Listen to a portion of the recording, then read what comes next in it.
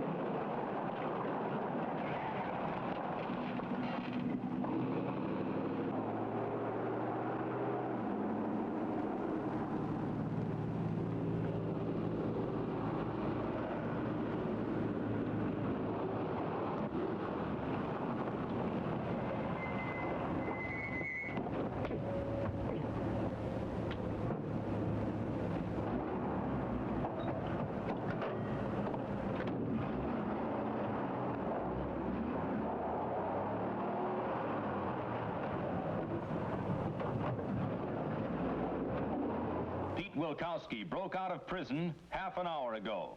All motorists take warning. Pete Wilkowski drew a life sentence last year for the brutal slaying of a wealthy South Side widow.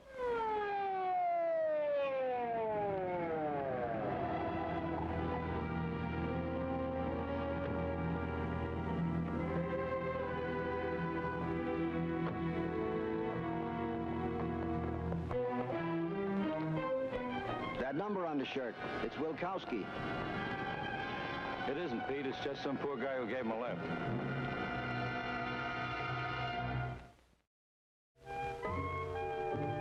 With the good things that come to Chicago, we get some of the bad, too. Like Pete Wilkowski. A big city can't choose its people. My name's Frank Ballinger, Detective Lieutenant, M Squad, a special detail of the Chicago Police. I drew a part in the manhunt since every available police officer was used. We knew from finding the dead motorist's body that he had reached Chicago. We searched the familiar haunts of his. I tried the obvious first, his mother's place.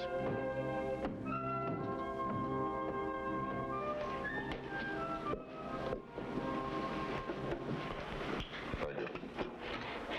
Please excuse me, I was sleeping. I work all the night. I'm sorry, Mrs. Wilkowski. We're looking for Pete.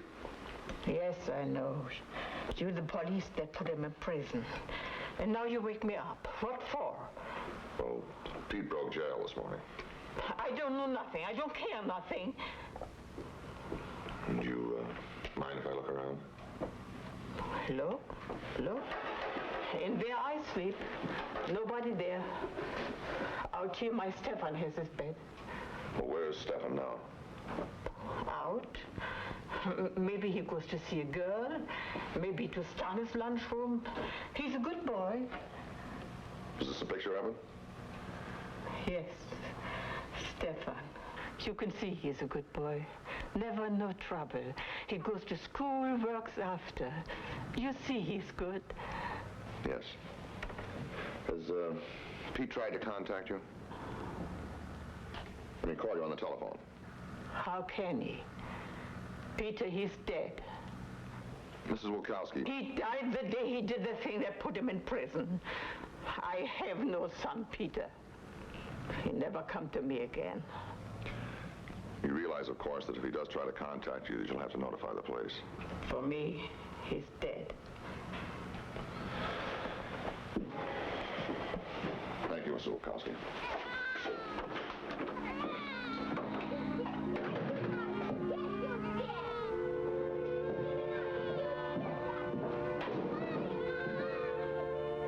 Chicago is a great melting pot, the home of people from every land. Here they have a chance to live in freedom or to throw it away. Once I walked a beat in this part of town, so I knew where I might find Stefan. Sergeant Miller had spotted the boy in a lunchroom, and he was not alone.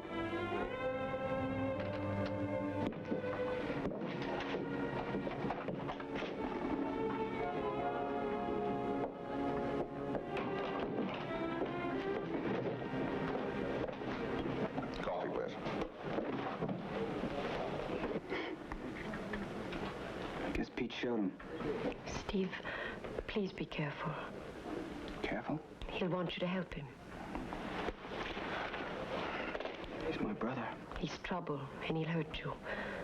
That's why I risk coming down here. I I owe so much to your mother. Don't worry about me, Mary. I'll be all right. I hope so. I've got to go now. Goodbye.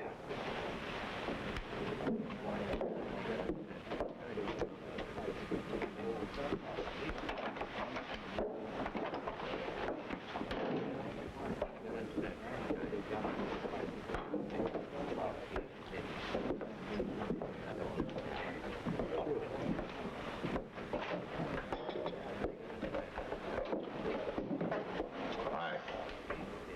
Well, you're Steve Wilkowski, aren't you? And you're a cop. Yeah. Pretty nice. She's a girl I used to work with. You got any beef there?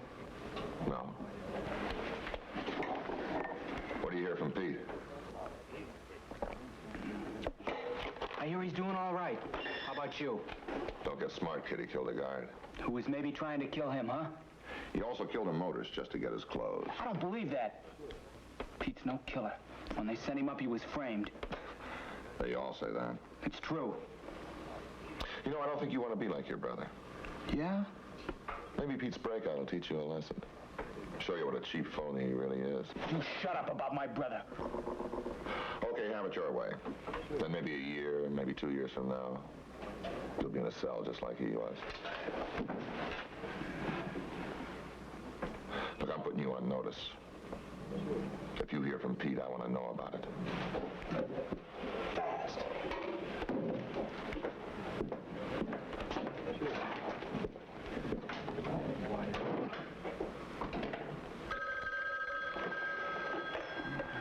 Hello. Pete loves Mary.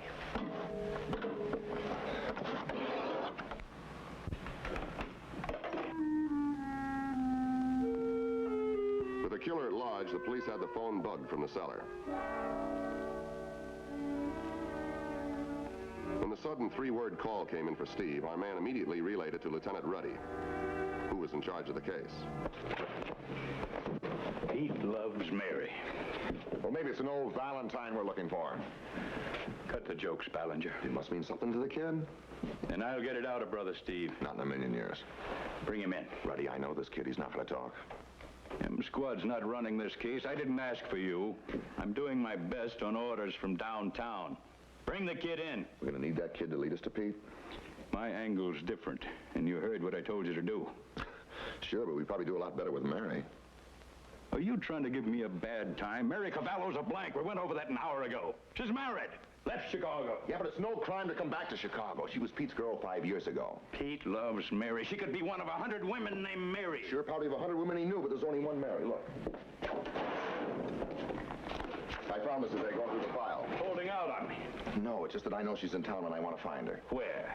Look, she had parents, friends. She went to school 2 miles from here. People had to leave some trace. You'd like to make a monkey out of me, wouldn't you? No, I just have a hunch. She happened to be with Steve today. Okay. You try for her. Otherwise, you bring in that kid, brother. Okay. Yeah?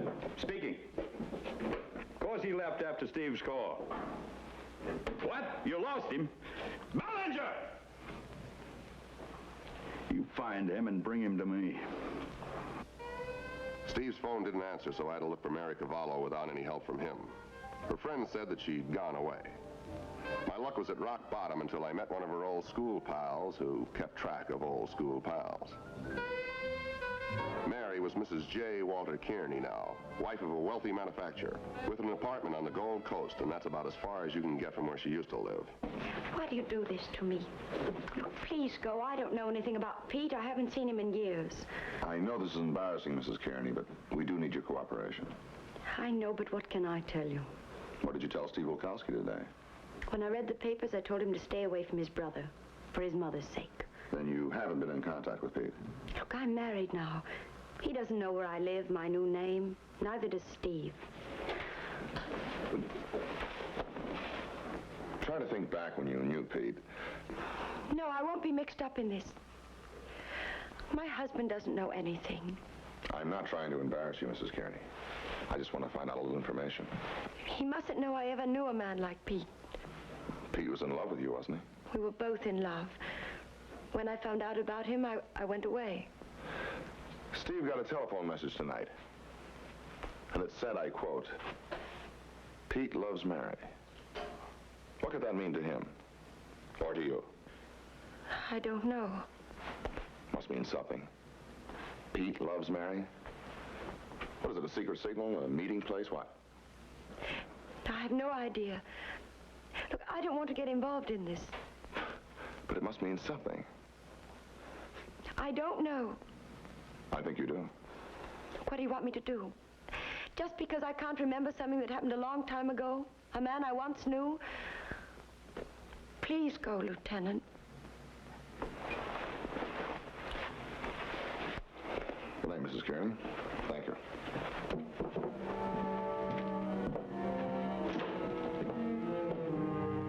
So it goes. You have an angle, and then you have nothing. Maybe Mary hadn't known the meaning of Pete loves Mary last night, but I had to give her the benefit of the doubt. Anyway, a break came in that morning. Sergeant Miller phoned in that Steve Wilkowski had been buying clothes in a street market. Hey, Buddy wants a piece of your hide for losing the kid last night. Oh, he's just an M Squad fan.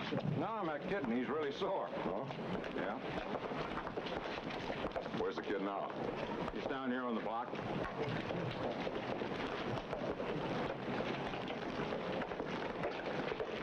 Then I'll tell you what. Why don't you kind of stay out of sight, and I'll see what I can do with him. Right.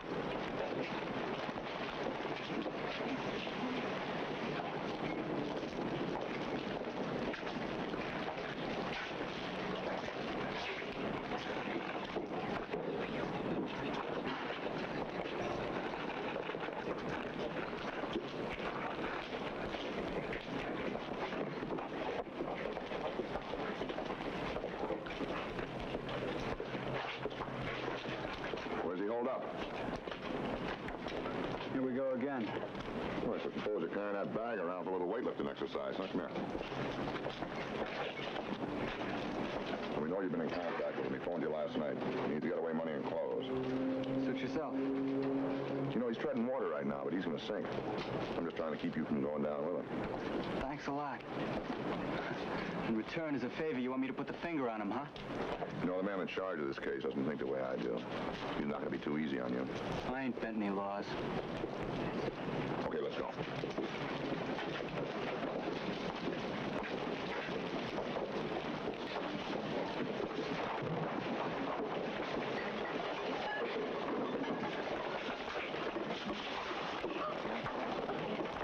What happened? Wait till Ruddy hears about this.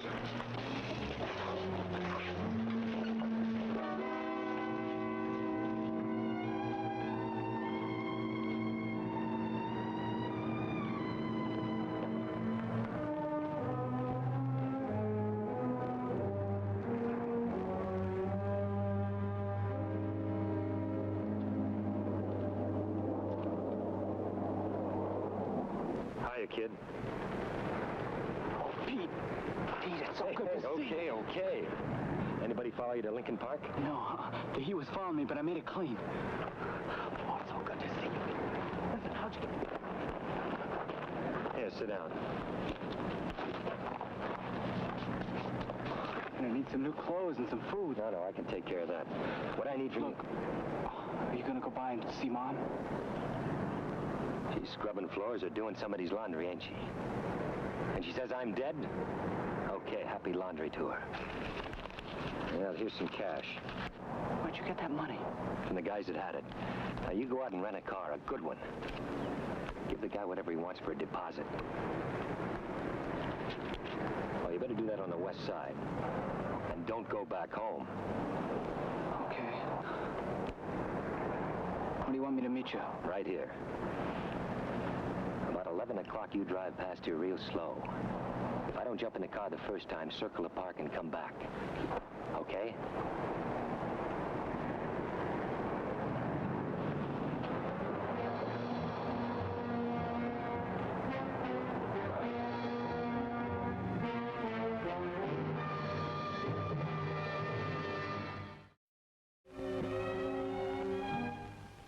A kid with mixed loyalties can make a lot of trouble, and Steve was doing just that. I was sure by now that he had the key to Pete Loves Mary, and he knew where to find his brother. But Steve was missing, so I tried his mother again for news. He don't come home all night. I tell other police. I tell them all day. Something happens to Stefan. No telephone, no nothing from him. Mrs. Wilkowski, where would Steve go to meet Pete? Peter, he's dead. Oh, wasn't there some place in particular they used to play when they were younger? The streets? All the streets. Where else?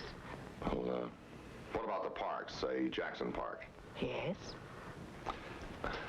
Any particular place in that park? I don't know. I don't go out. I work. Mrs. Wilkowski, do the words Pete Loves Mary mean anything to you? That's what the other police ask. I don't know from nothing. Try to think. You remember Mary Cavello, don't you? Mary. Mary was good.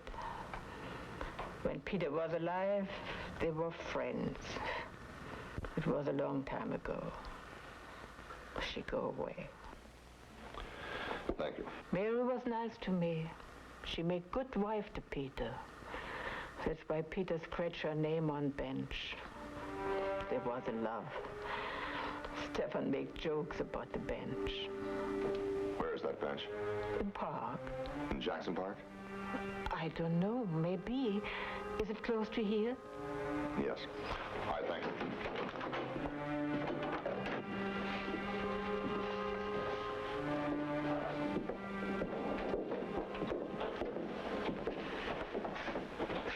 Did you get a breakdown in the robbery report? Yeah, I concentrated on the park areas like you asked. Oh.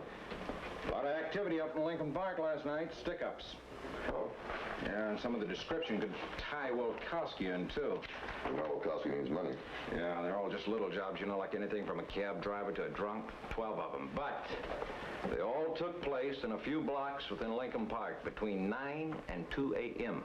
Yeah, he's on foot. He has to be. I know he's buried in that park someplace.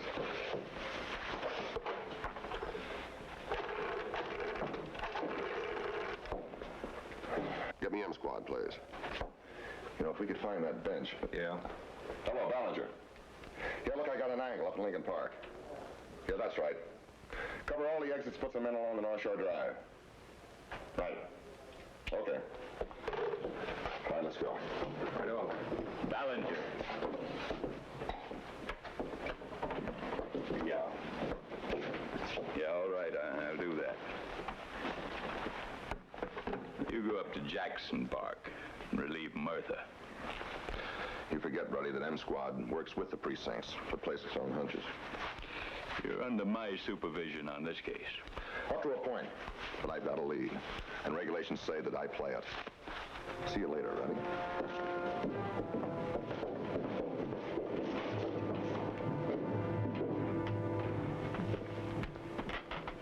Mrs. Kearney, you're going to have to try to remember. The inscription, it wasn't cut on a rock or a stone, it was carved in a bench. Will this have to get in the paper? Look, we're wasting time. Do you want me to ask your husband what you should do? No, please. Then try to remember. It was Lincoln Park, wasn't it? Well, what part of Lincoln Park? I'm not sure. Down in a sort of glen. What part of the park? North, south, what?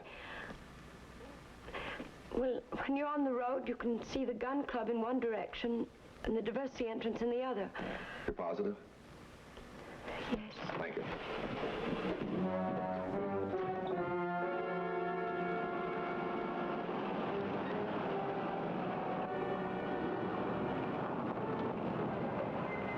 Hey, Steve. All right, Steve, keep her stopped and no tricks. Just some old clothes back here. Big brother must be late. We're waiting someplace else. Where? All right, take a description of the car and notify him when all exits from the park. Well, what about him? Well, Steve and I are going to take a little ride around the park.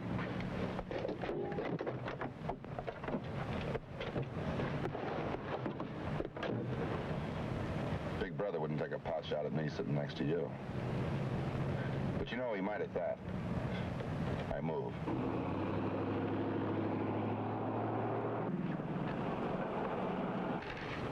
know, you got me all wrong. I didn't come down here to meet Pete. Oh, of course not. You're just driving around the park hoping to pick up some girl, huh? Yeah, that was just it. Oh, no. That's my story. You got to make up your own. You see, we know about Pete Loves Mary being carved on that bench back there. You hold it. All right, let's get out.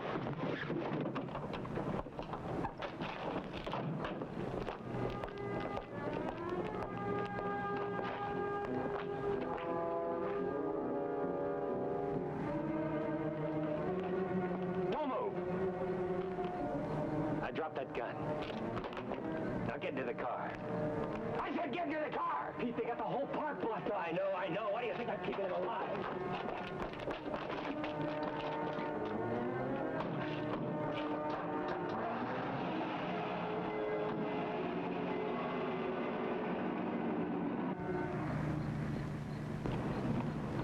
I wonder if they've heard anything from the north exits. Yeah, they would have crawled in. Hey, looks like the car.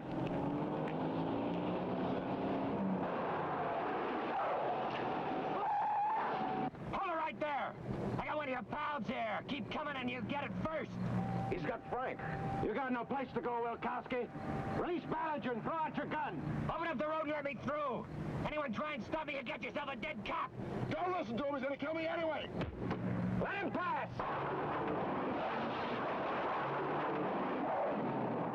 Radio the direction ahead. Calling all units. Calling on units. Heading for the north exit. Heading for the north exit. Okay, Steve. Step on it.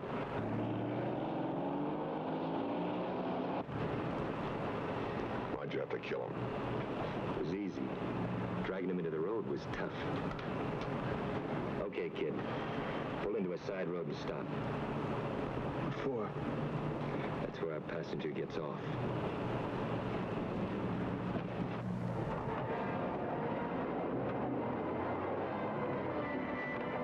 Get out. Get going. Pete, you're just gonna leave him here, huh? Are you kidding? I'm not leaving him around where he'll be found too quick. Come on, Rover boy, into the woods. Pete, you don't have to kill him. What for? Shut up and wait here. Listen to me, please.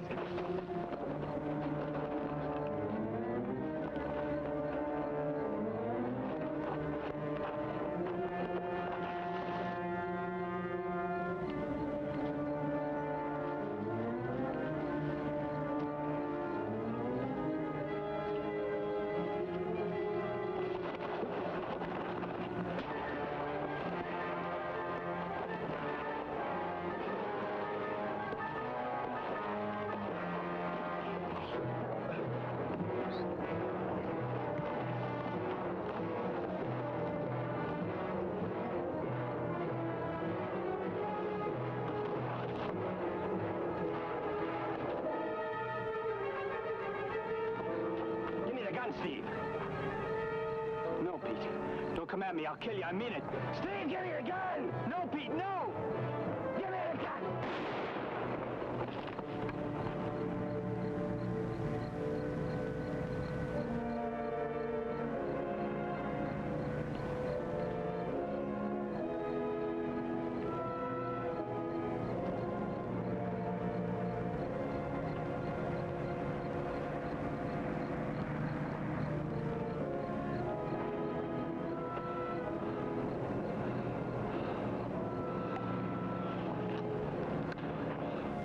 Son.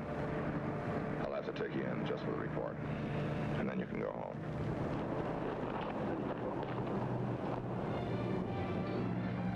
Even Lieutenant Ruddy had to admit that we had no case against Steve. That even if he had saved the life of an M Squad man, he had acted in self-defense. The trouble with the Pete Wilkowskis of today is that they don't know the meaning of the word brother. They think the world is made up of people like themselves, or suckers or policemen, and they hate. They want to destroy everybody, including themselves. They never learn.